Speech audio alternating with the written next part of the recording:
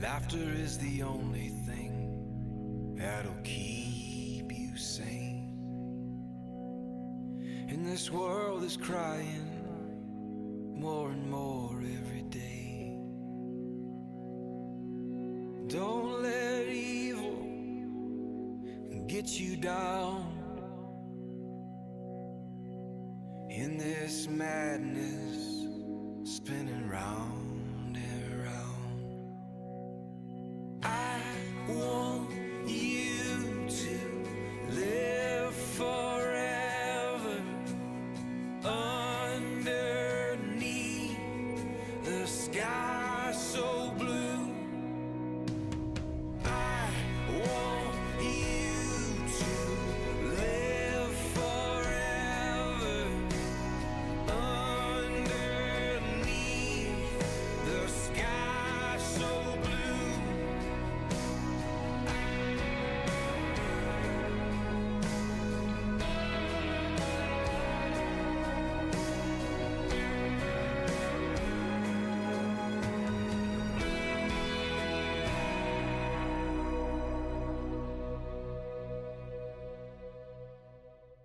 Well, hey, good morning. How's everyone doing? Yeah, there's a little bit of response there. That's good. You guys are awake. Hey, today joining me on stage is Kirsty Scully. Some of you may know her if you're familiar with Pinelands. If you may know her as a fellow Pinelander. Otherwise, you may have heard her voice on Radio Cape Talk or Radio CCFM, as she's a regular presenter, a regular contributor to some of the programs there. But she's also a senior financial planner at an organization called Core Wealth, which is a Christian-based financial planning firm here in Pinelands. And then she's also the director of the Financial Planning Institute of South Africa. So why don't you help me in welcoming Kirsty to the stage? Thank you. Thank you. Thanks, Nice Mom. to be here. Today we're continuing our series called Helping the Next Gen Win, and today we're going to be covering this idea of finances, and some of you are dreading just the term of that, but we hope to give you a whole bunch of helpful tips. So if you're here this morning and you're someone who wants to take some notes, or you're a note taker, and get your note-taking device, whether it be a phone or something, out right now, because we're going to dive straight into content this morning. But Kirsty, as we get into this idea of finances, I think you're probably on the forefront working with people that experience this a lot, but I know for many people when they come to us, we realize that God redeems in so many different ways, especially when it comes to finances. But what are some of the key things that you see as you work with people in the area of finances? Yeah. I think it's been very interesting because I've been in financial planning for many, many years. And years ago, we always used to see that people had this major concern about how they would be saving for their retirement, and are they saving enough, that sort of thing. But nowadays, with my work with National Treasury and the Financial Services Board, what we are finding through the surveys that we've been doing is that people don't have that concern anymore. Their major concern is now how to get out of the debt that they're in. So I really think, Morgan, to answer that question, probably one of the biggest issues that we see is actually the debt issue in this country. Debt's so big because I think so many people, especially when we run MoneyWise and we run some of financial series here from time to time, people come to us and that is their biggest concern as well, that this is the idea of debt. So if we're talking about this idea of helping the next gen win, what would you say are some key things that we could help the next gen steer clear of that debt? Yeah. Well, in fact, I've got three particular topics I thought we should just chat about. But what I want to say is that these topics are nothing new to you. They're not rocket science. They're things you know. I just want to remind you about them. And the first thing is stop the comparisons. The second thing is making a plan for your money. And the third thing is to stay out of debt, or at least from now on, stay out of further debt. So when we talk about stopping the comparisons, the first thing is stop trying to keep up with the Joneses. They're broke. So true. Okay? So true. Isn't that true? Right. And you know, we sit with something like social media. Facebook, Instagram, we're all looking at that the whole time. And what we see is, oh, wow, they went overseas on a fantastic holiday. Or, wow, they've got a beautiful home. Or their family, they're always going out to restaurants for meals and that sort of thing. Or so-and-so is always having coffee out. And we see all these things. And what do we want? We want the same, don't we? But we need to stop comparing ourselves with others. Quit the comparisons. Quit comparing yourself to your best friend. Quit comparing with what they've got. It doesn't matter what they've got. And remember, you need to be patient. Quit the impatience with your money. Rome was not built in a day. We talked about that last week as well, that idea of like self-gratification or instant gratification, Yes. an immediate thing, yeah. I mean, the point is that we all want this instant gratification. Stop. Quit. Quit doing that. Because money takes a long time to build up. Wealth, speak to people who've got a lot of money. That hasn't just happened. That is built up over years and years and years. And I want you to realize that it takes a long time to build up wealth. But in the meantime, have gratitude. Have gratitude for what you've got. So that's really the first point. When we go on to the second point, it's about having a plan for your money. What am I talking about? Budgeting. Who hates that word? Come, put up your hand. Budgets. It makes you cringe, doesn't it? Yeah. Hey? And the reason why it makes you cringe is because you have to be absolutely honest, don't you? Because if you're not honest with your budget, well, then you're kind of wasting your time. And you've got to, as couples, you need to be honest with each other. You've got to be 100% honest. And if you're the spender, that's a really difficult thing to do, because even that little chocolate that you bought, you need to write it down on that budget that you spent there, perhaps unnecessarily. But I think what's important here is to ensure that we don't feel negatively about a budget, okay? A budget must actually be something positive, okay? Because a budget is what's going to allow you to have that overseas trip, to have a new house, to go out to restaurants. It's going to allow those sorts of things because it's going to allow you to plan for your money. So feeling negative about it is really nonsense. Feel positive about a budget. Just talking about going on holidays, I was with a client of mine during this week, and he was telling me about 2 years ago, he went on this wonderful trip to Thailand, told me all about Phi Phi Island and Koh Samui and Bangkok and all that sort of thing, and sounded wonderful. But he said the problem is, for the past 2 years, he's been paying off the credit card. Jeez. And how awful that has been. And he's just finished paying it off. And he says to me now, he wants to go to Japan. Oh boy. So what we've done is we've put in place a plan that he will be able to go to Japan in 18 months' time.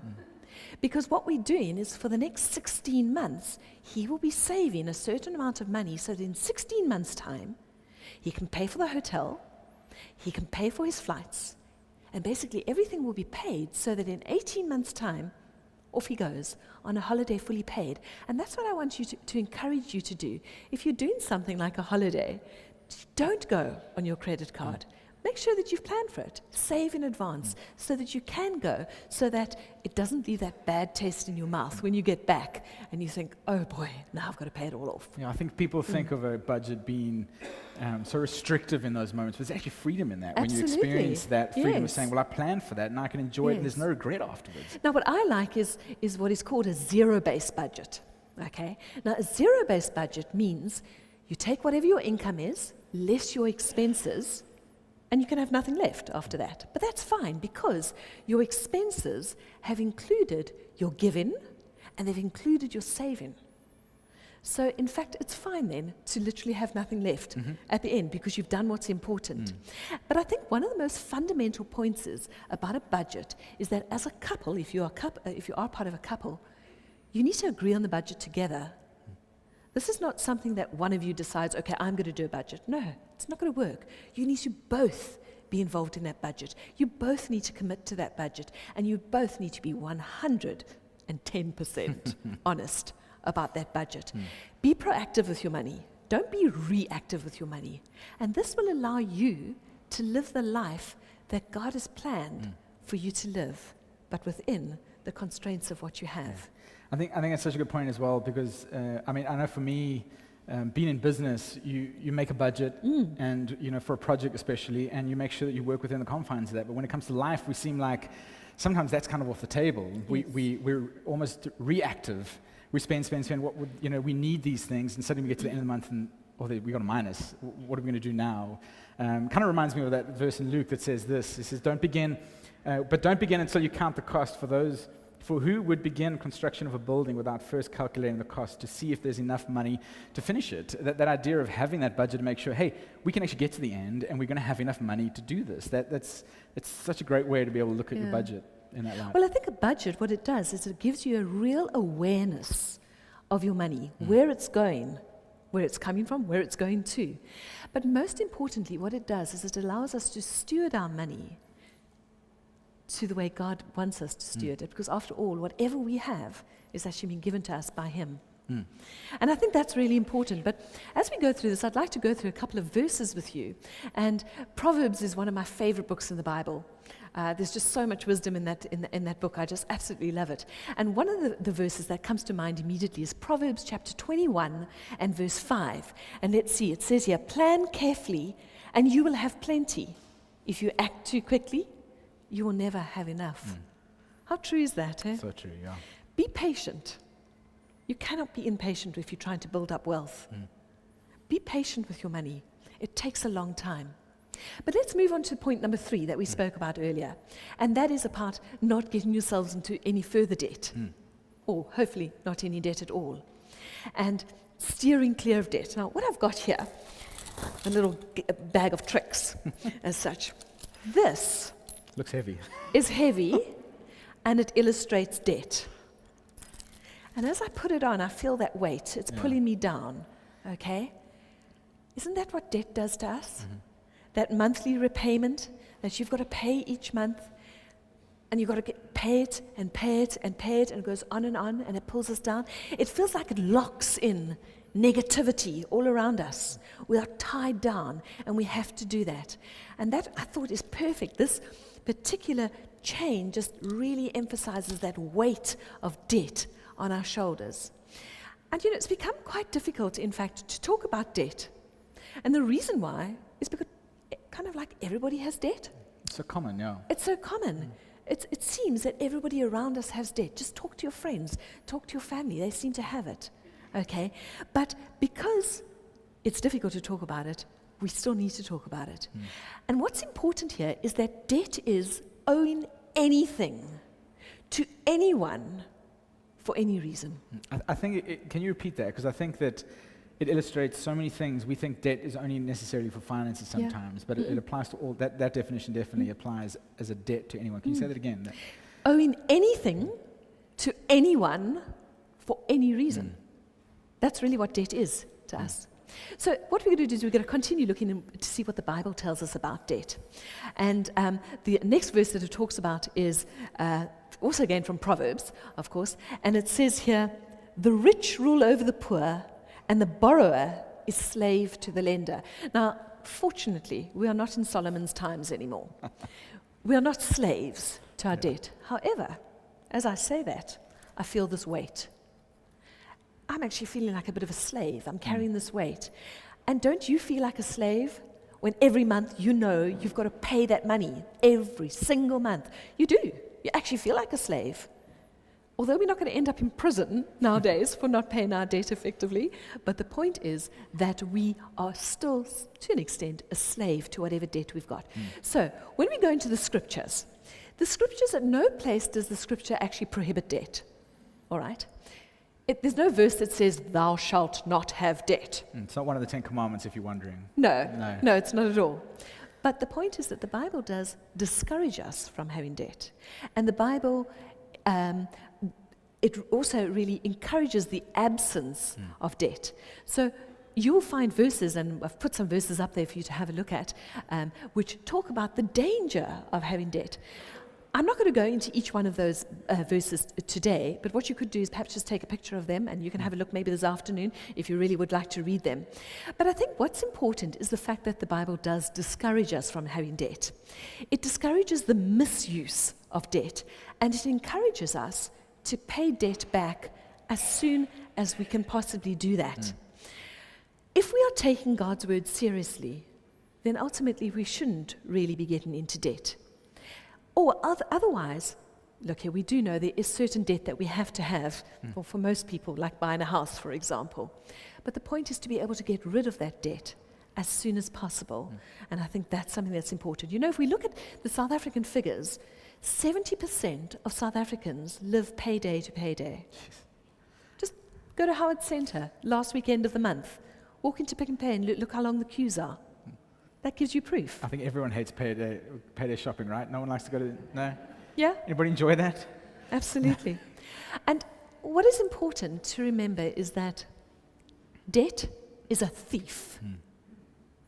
it steals your income, and it even steals your sleep. And debt is there because you're owing something to someone. And when you owe something to someone, no matter what it is, it changes your life. And it actually changes your relationship with that person.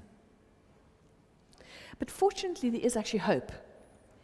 And there is an ability to become debt-free. And if you become debt-free, you in fact become emotionally free. And what I want to do is I want to encourage you to be able to thrive with your finances, not just survive. So to do this, you need to make a decision. And the decision needs to be along the lines of, I don't want to live like this anymore. And as a couple, you need to say, we don't want to live like this anymore. I think that's such a good thing, because many of us that struggle with debt, or we try and get out of debt, that is the first decision. But I think there's so much power to be able to mouth that and be able to say that I'm not going to live like this anymore, that I'm actually going to take the chain off, that I'm going to, take away those locks, that I don't have to live like this, and I'm not going to live like this anymore. And that's what I'm doing right now. Taking that chain off. I don't want to live like this anymore. So Kirsty, let's move this along. We talk about the idea of debt, and I know I've definitely heard this in life, that there's this idea of good debt and there's bad debt. What are kind of your thoughts on those two things? Well, I guess to an extent there is some form of good debt and definitely some form of bad debt. Let's perhaps just talk first about bad debt. Okay. Now, when we're talking about bad debt, it's things like if you go in and buy a new cell phone or a new computer or a new tablet or a car or a fridge, something that's not going to escalate in value. Okay. That is considered to be bad debt. When I was preparing for today's talk, I was just looking on the coffee table and I saw this. You've all had these through your postbox? Every Thursday, I think. I think so, you're right. I'm not particularly pointing out this company's name or anything like that. The companies are all the same. And as I looked at this, I thought, oh, that's interesting. There's a new fridge. And I looked at the price, $5,999. Whew. It's a lot of money for a fridge, isn't it? Okay. But if you need a new fridge, I guess that's what it costs. And then I looked a little bit closer, and I see it says, oh no, you can actually just pay 277 Rand a month. And I thought, well, that's great. But have you worked it out? 277 times by 36 months? There it is. That's what that fridge is going to cost you. 9,972 Rand. It's 4,000 Rand more than you would have paid if you'd bought it for cash. And all I can say is, if you don't have the money to buy it as cash now, you don't have the money to buy it. Don't get into these traps of these shops which allow you to pay it off on a monthly basis, because you are being ripped off. Totally, totally ripped off. So if you don't have the money to buy it as cash now, go and buy a second-hand fridge. It's fine. Nobody will even know it's second-hand. Okay? Once it's in your house, you don't need to tell them that. It's great.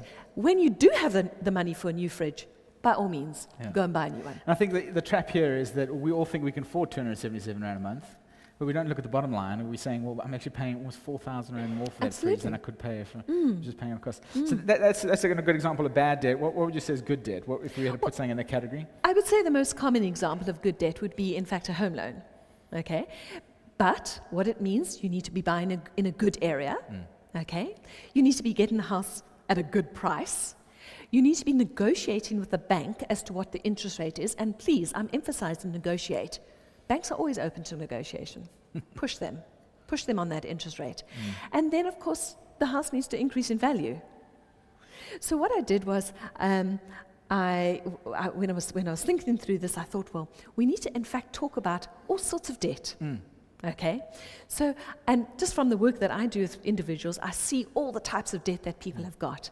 And the most common debt starts with, obviously, a home loan, but most people also have like a shop account. They've maybe bought clothes or whatever the case is, or a credit card, or it could be something like a car loan. So they've got a list of things. And when you have a look at what your minimum repayments are, and what I've done is I've done an example over here to see what we could actually look at. And this example shows you, well, this person's minimum repayment on their clothing account, or their store account, I should say, is 1,000 Rand a month.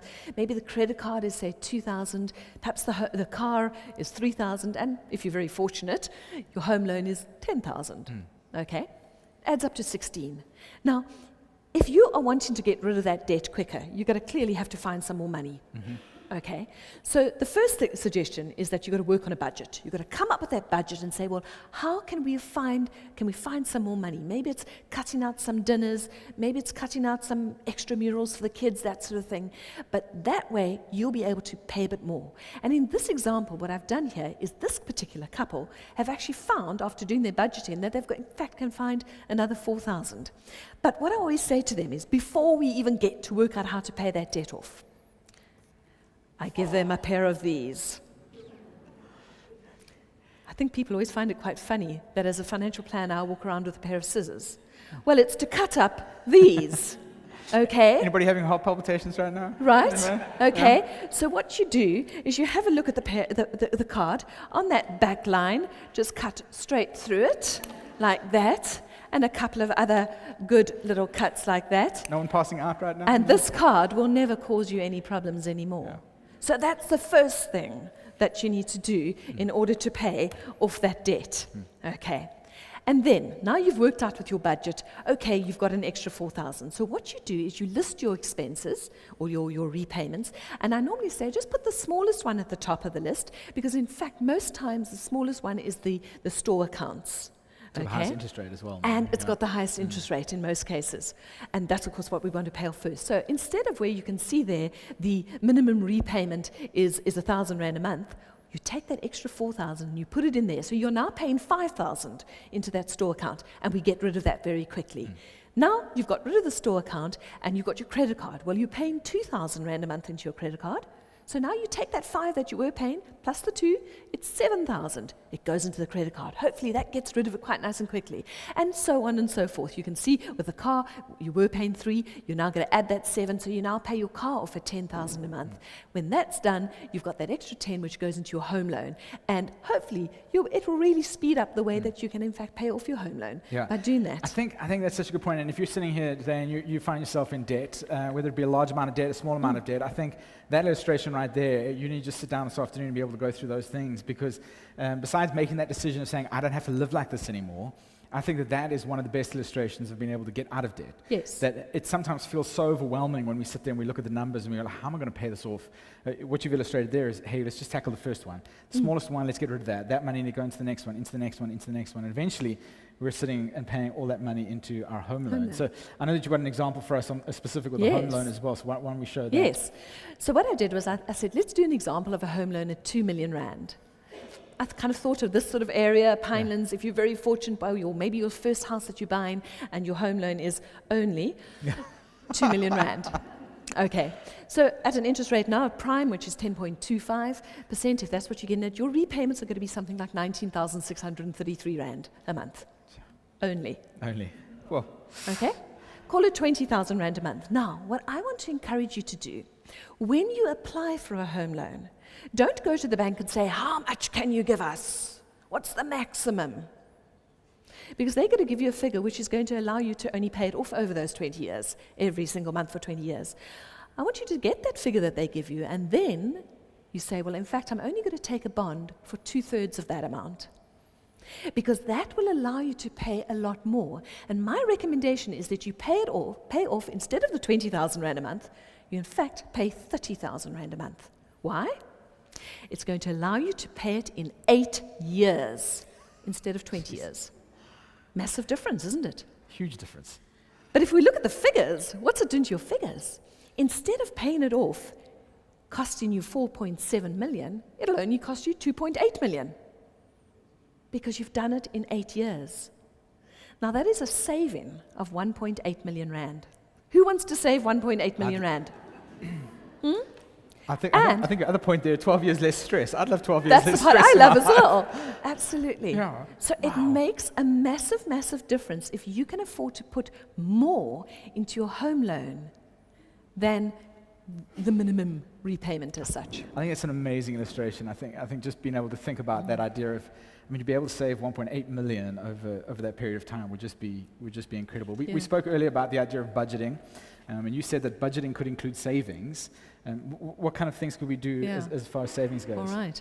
Well, in fact, while I was preparing for this, I came across a saying by Dave Ramsey, and I absolutely love it. It says, "Live like no one else, so that later you can live like no one else." And what I thought we could do here is, in fact, just go through a little example to do with retirement savings. And really what I'm talking about here is compound interest, whether you're using it from a perspective of saving for retirement or whatever it is. So we talk about two guys. And on the left, we have Steve, the sensible guy. And on the right, we have Pete, the party animal. And they're both 25 years of age, okay? And they meet with a financial planner. A financial planner says to them, "You guys need to start saving for your retirement. You're 25. Oh, gosh, miles to go till retirement." And he says to them, "Start saving just 1,000 rand a month. At least you're doing something." So, Steve, the sensible guy, "Yes, of course, I'll start saving my 1,000 rand a month." And he does that. Pete, the party animal, on the other hand, says, "I'm having a party. I'm loving my 20s. We're partying, we're jollying, we're doing all sorts of things.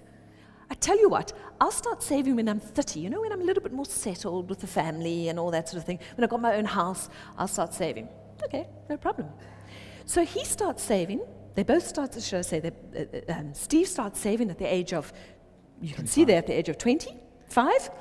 And by the time he retires, he has 3.8 million rand. Pete only starts saving at age 30, same amount of money each month, and he retires with 2.2 million rand. Jeez. The difference is 40% difference in income. So Pete will have 40% less income when he retires than Steve, all because of those first 5 years. For those of you who are in your 20s, please do yourself a favor, get saving. Get saving for your retirement now. Even if it's just a little bit, the sooner you start, the more you will have by the time that you actually retire. I think it's so great. I took out a committed savings plan when I was about 24, I think, when I started working. And I did it because I was like, if I don't start saving now, I'm never going to save. But I had no idea that was going to be, that's a huge difference, 40% for just 5 years. I'm pretty grateful I started pretty early there.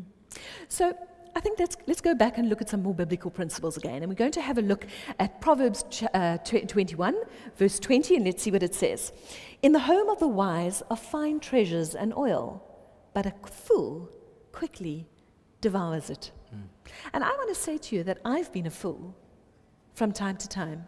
My finances are not necessarily perfect, but I want to encourage you to run your finances in a good way.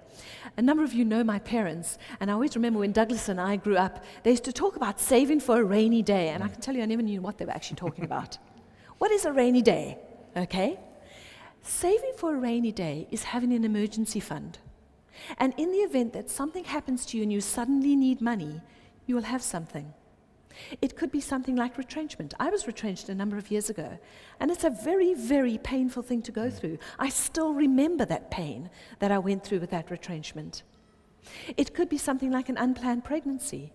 It could be something like a car accident where maybe you've got insurance, but you've still got that excess to pay, and you need to be able to find money for that. The point is that it's for emergencies. Ladies, that's not for the latest pair of red high heel shoes. Ladies, you're listening. Okay? All right? Absolutely. So really, it's important that everybody has an emergency fund.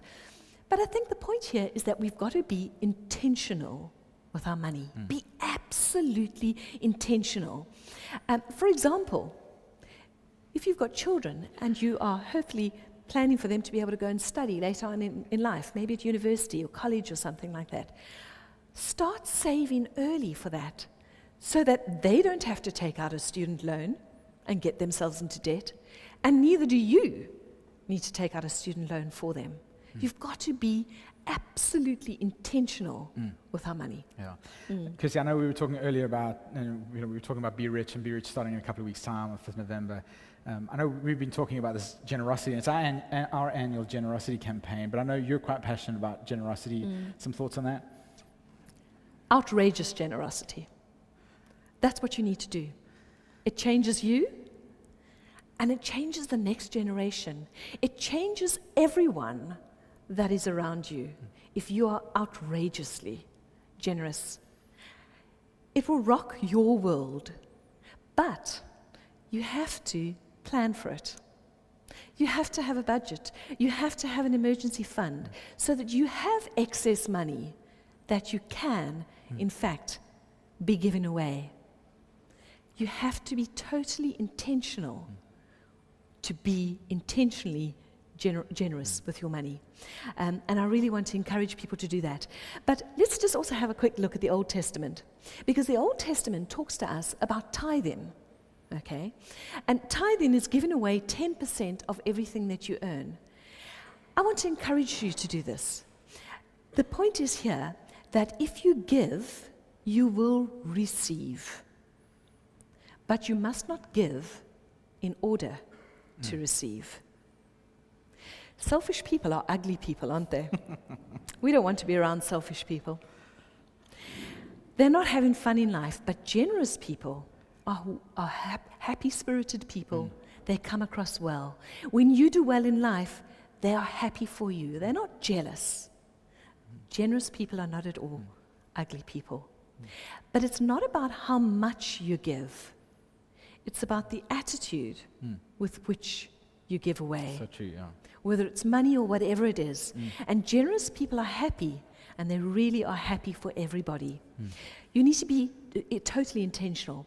And as an individual, you need to say, today, I am going to be generous. Or as a couple, you need to say, today, we are going to be generous. And I think this ties in very much to what Derek was saying earlier about the Be Rich campaign that's coming up, about being able to give your 300 Rand or more, or obviously less if that's what you can afford. But the point is to give in as an example with that particular campaign. It's like 100% participation. I know we were talking about this earlier as well, is that there's this myth almost when it comes to giving, especially when we talk about the budget as well, that we can't give. There's nothing in our budget to give. Some thoughts on that? Put it first into your budget. When we actually talk about biblical financial planning, it goes through 3 points. The first thing you do is give. Then you save money, and you spend what's left. Okay, so give, save, and then spend. Leave a legacy. It will not only change your life, but it will change the next generation's life if you are intentionally generous. And I think it starts with us as the older generation to help the next generation to win. And not just to win with their finances, but to actually win with everything in their lives.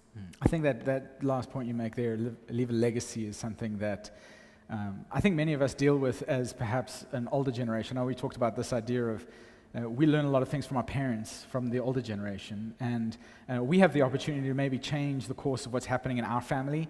I don't know how you grew up. Maybe you grew up with some bad financial habits being modeled for you, and maybe you've just taken those on, and you've just been living like that, and you wonder, why am I still struggling?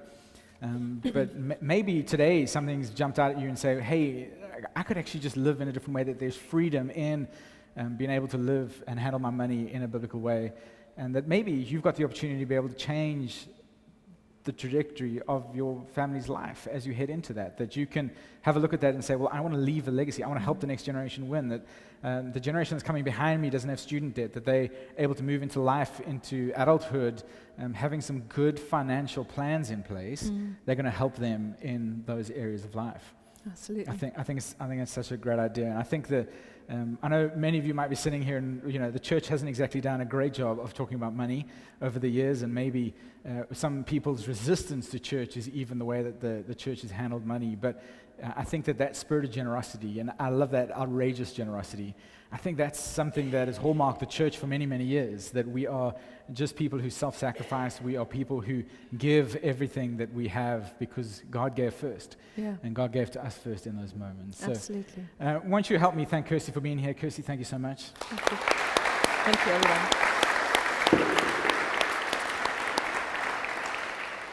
Last thing I'm going to do is I'm going to ask Kirsty to just pray for us, if you would. Okay. And then we'll get you guys out of here. So Kirsty, thank you. All right, let us pray. Lord, I just thank you. I thank you that we can look up to you and we can talk to you about anything.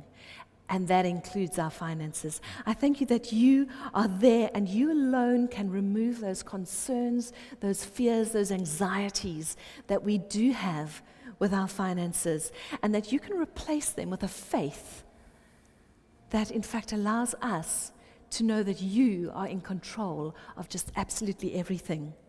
And we'd like to commit our lives, and we'd like to commit to being grateful for whatever you have already given to us. And I pray that you will walk with us in our lives and that you will help us to make the right decisions and to influence the next generation with an absolutely high standard of wisdom and integrity when it comes to their finances. And finally, Lord, I just pray specifically now for the next generation. And I pray that you will help them to find you, because you are the ultimate provider of everything. In your name, amen. Amen.